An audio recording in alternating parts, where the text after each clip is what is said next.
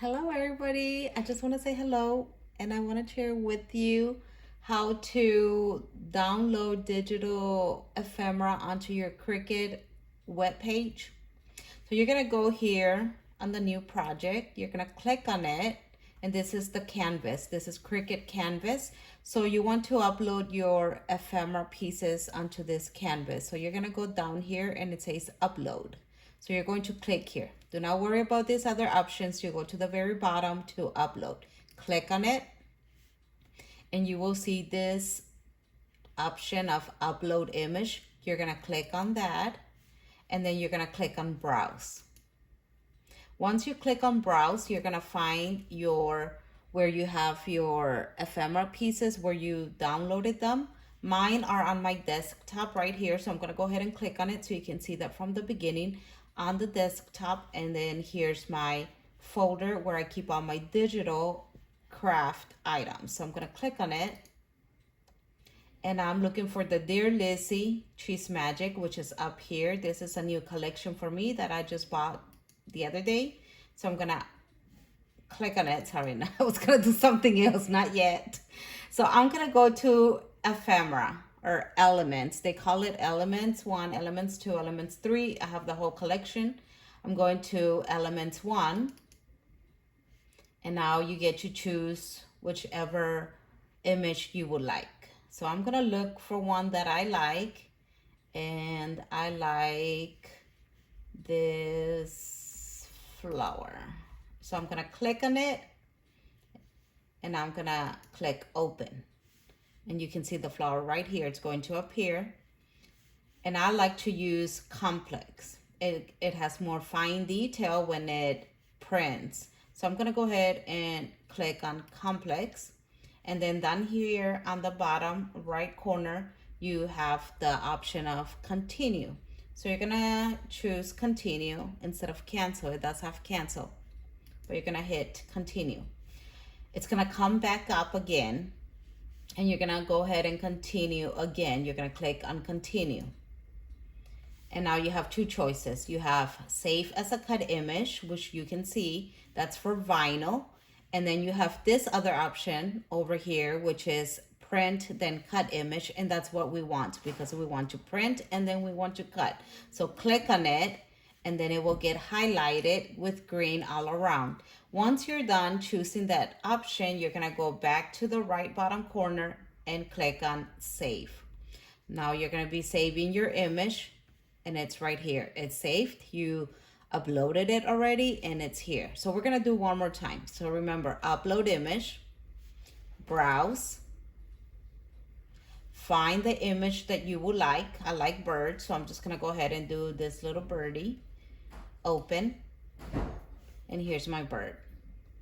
Complex, continue, continue again, save as print, then cut, and then you're gonna go ahead and save it.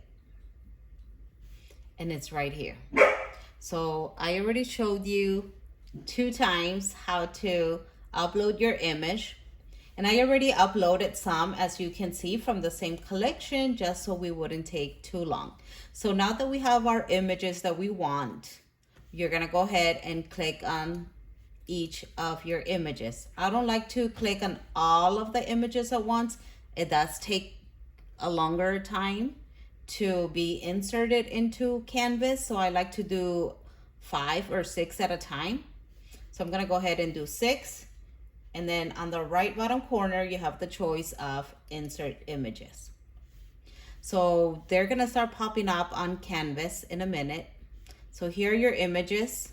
I'm gonna go back. You're gonna click again, upload, to upload the rest.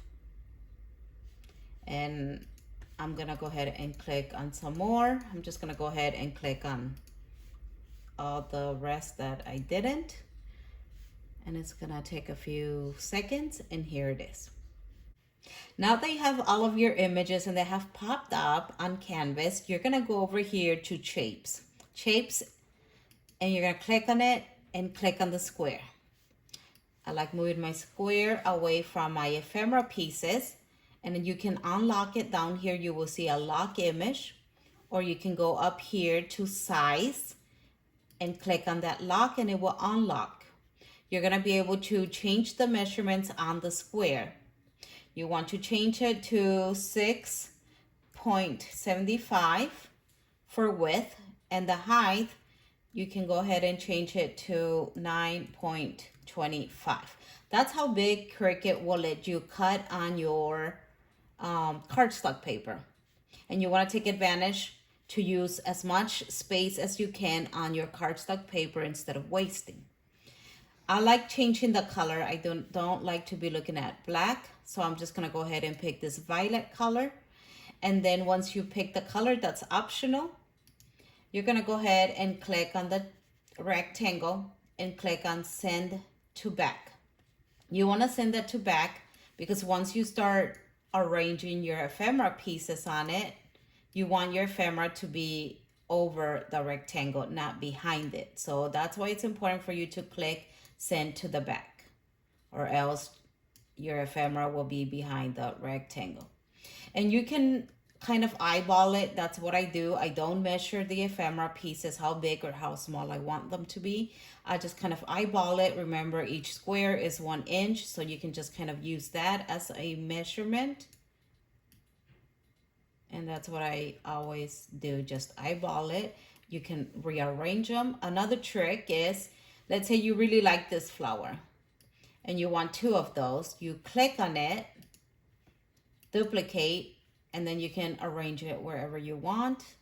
The size that you want, you can make it as big as you want, or you can make it as small.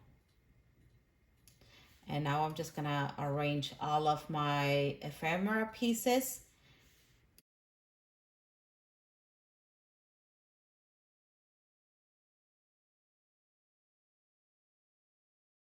Okay, so once you are done arranging all of your ephemera pieces how you want them, remember, try to fit as many as you can on your purple rectangle, because that's how many you're going to be able to get, and you want to use most of your paper as well. You don't want to waste. Once you are done, you're going to try to remove the rectangle behind it. You don't need it. That's just kind of like your cheat sheet to know where to place your ephemera pieces. So this is what you want. Once you are done, you're going to go ahead and click on all of them, and you have the choices on the bottom down here. You're going to click attach, and you're going to get all of your ephemera pieces attached together in one big area together, and you'll be able to move them. So before you continue, I like to save my work. I like to save my project, and I like to name it in case you ever need to take a break and get back to it. You'll be able to do it. So I'm just gonna go ahead and name it Dear Lizzie, because that's the name of the collection.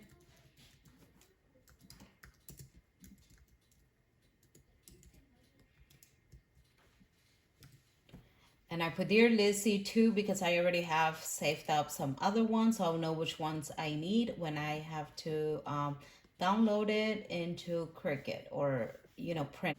Once you are done saving it, you can go ahead and click on Make It.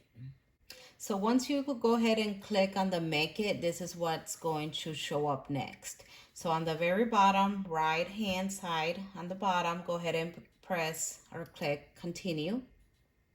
And then this is what's going to come up, and you're going to click Send to Printer, or I've already printed.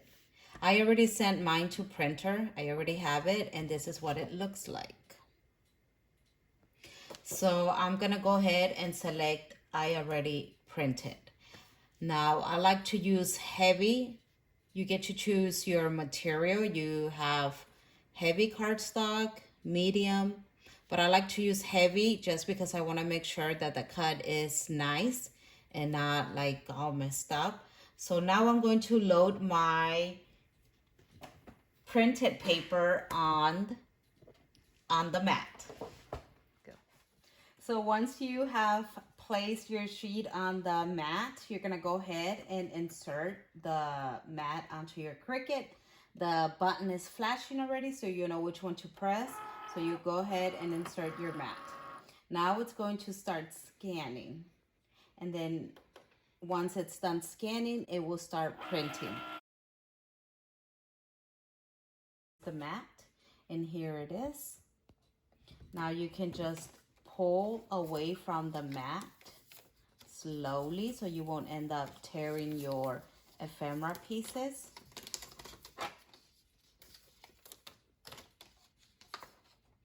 And now you can start taking them off.